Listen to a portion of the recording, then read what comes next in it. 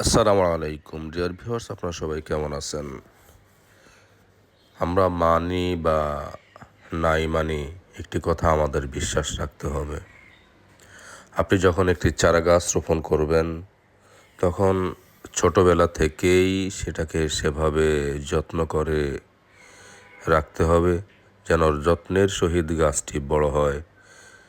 এবং গাছটি যদি যত্নের সহিত বড় হয়, তাহলে আমরা সেই গাছটির কাছে সেভাবেই কোনো ভালো কিছু প্রত্যাশা করতে পারি, পাই বা নাই পাই।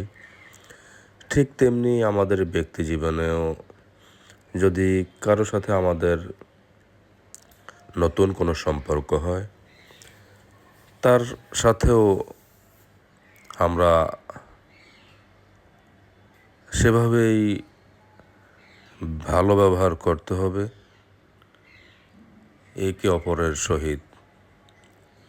কারণ আমরা যদি একে অপরের সহিত ভালো ব্যবহার না করি, তাহলে একটি পর্যায়ে আমাদের মাঝে ভুল বোঝাবুঝি হবে।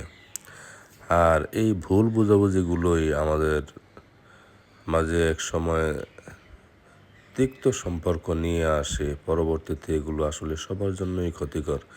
জীবন চলার পথে ভুল থাকবেই, স্যাক্রিফাইস করতে হবে।